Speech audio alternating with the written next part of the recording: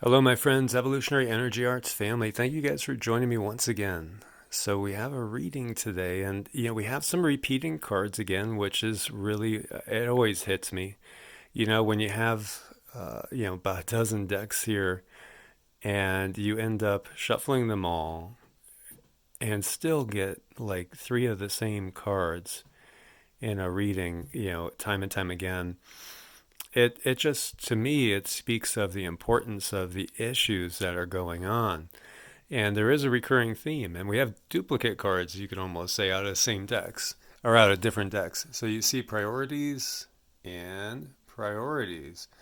That is, again, it's, to me, the message is clear. We got to have really clear priorities.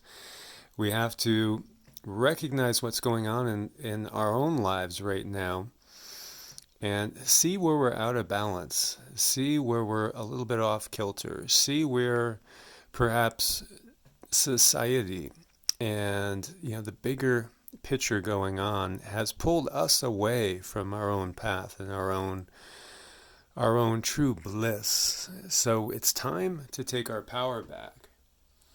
And the card next to it, the horse card, again, it's about taking hold of the reins. It's about directing things the way you want them to. And again, take your power back as Archangel Raziel. Use your God-given power and intention to manifest blessings in your life and to follow your true path. And right above that, we see the heart chakra.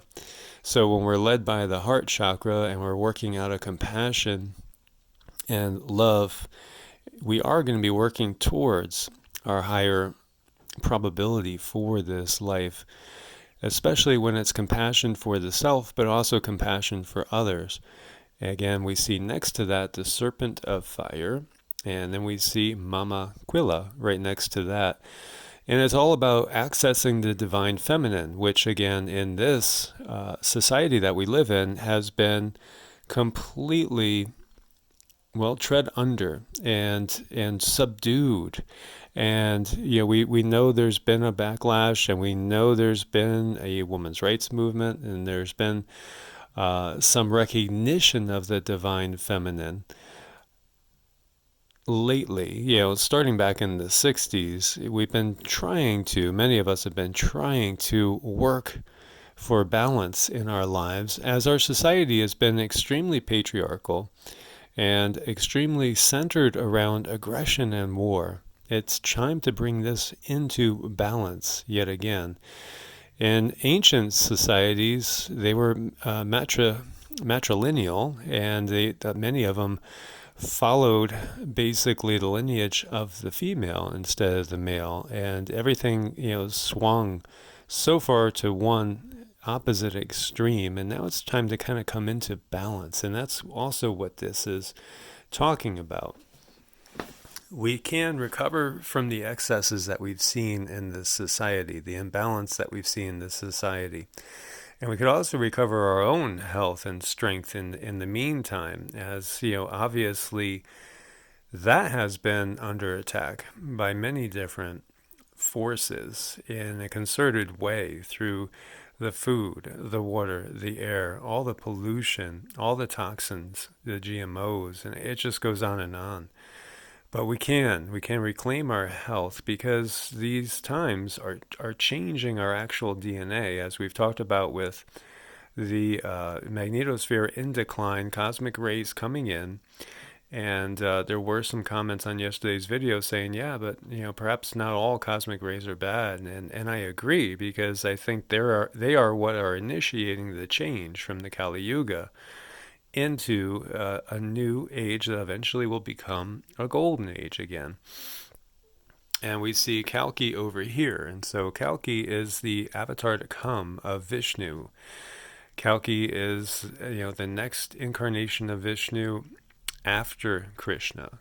So he came as Rama, and then Krishna, and then Kalki.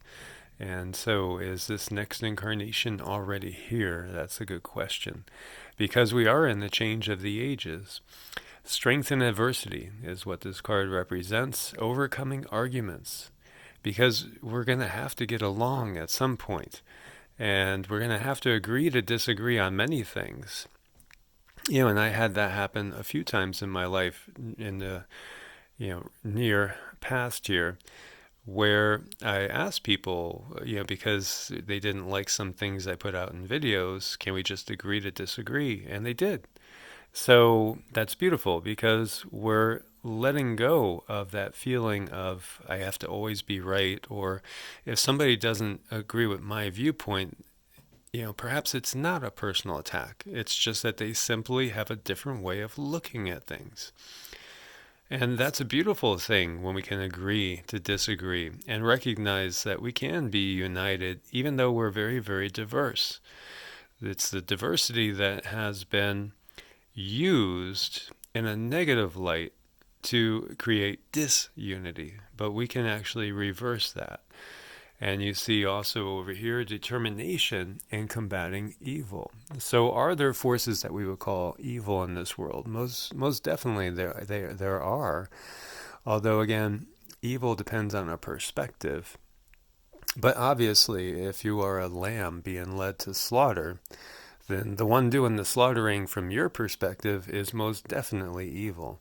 However, if it is a lamb being led to slaughter, and it's going to end up being used in a celebratory meal, then to the celebrants of that meal, it's not evil at all. They're not evil at all. So again, it's a matter of perspective.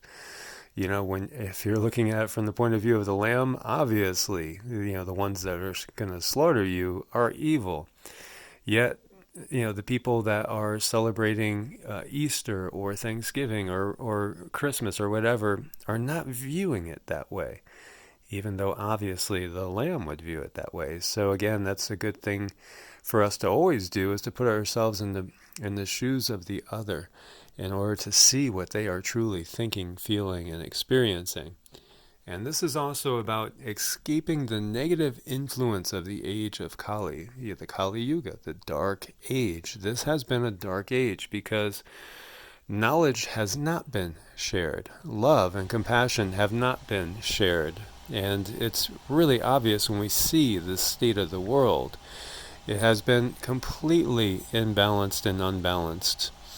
And, I have a lot of different friends and family as well that they still haven't broken free of the conditioning. And so they do things so repetitively, so rotely, by rote, where it's just, again, it's because we've always done this way. We just don't question why we do it this way. And it could be a little things such as always saying grace with our Father, and not recognizing that perhaps there's a divine feminine component to this, as the cards are always alluding to. But it's because that's the indoctrination that we have. And do we really think Source is only one gender? How illogical is that? It's completely illogical. Obviously, Source would incorporate everything and would have both genders within it, and yet be not necessarily either gender, but yet contain all. If something is Source, it must contain all the possibilities there could possibly be, and not just one small limited aspect of it. So we could see just through logic how how our society doesn't make sense in so many ways. We see the political arena, and it really is one of the best examples of being basically infantile and being very immature when we see these leaders, quote unquote, lashing out and just calling names. Think about how calling somebody a name is so infantile, and how it really shows tremendous immaturity. It can be very striking when we start to get ourselves out of that matrix, and then we see others that are in big important positions, perhaps even the CEOs and COOs of corporations, and yet the immaturity, the lack of compassion, The lack of understanding for the other can actually really blow our mind, especially those of us that are waking up, really waking up as to what humanity is supposed to be and what we have the potential to be. So we see again the Queen of Forces, and again, this is about balancing the duality. You see the moon and the sun, you see the light and the dark, and again we see the divine feminine as well. And we have to learn to balance all the energies around us. The next card we have to it is the goddess Lakshmi and Dendrite Agate. And Lakshmi is the goddess of abundance, and again it's divine feminine, again, coming through. But also when we find balance, then we will find abundance, true abundance, abundance in many, many different ways. And the time is very ripe for it, as we see with, again, the Princess of Pentacles coming up. So this card came up twice recently in subsequent readings. And that's just saying, the time is ripe. Now is the time for us to, again, set our priorities straight, take back our own power, grab the reins, and steer this in the way we're supposed to steer it, which is to the highest and best outcome. And when we do that, we see the star, which is happy times, make positive, optimistic long-term plans. And we are on the right path. So again, it's saying again, go within. This one, the Four of Swords, this is again, it came up twice in subsequent readings. And this is about staying calm in the face of adversity, going within in the face of adversity, and finding our direction in the face of adversity. And most definitely we have adversity going on. We see it all around us. There is a backlash against what is welling up from within, and that is the fact that we are recognizing that we need change on the highest level, on all levels. We recognize that honestly some of the most infantile beings on this planet are the ones that are running this show, and we've allowed them to run the show, and they are not going to take us to the promised land and get us out of the Kali Yuga.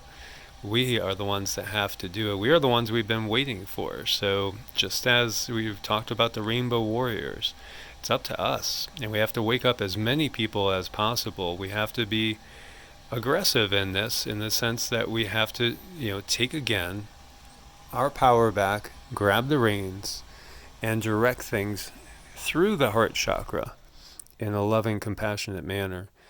And we will seek and we will find our balance in this society, and we will move forward in embracing our diversity and achieving unity of vision and manifestation. So my friends, as always, like, share, subscribe. Thank you for your support on Ko-Fi and also on Patreon. As always, God bless and namaste.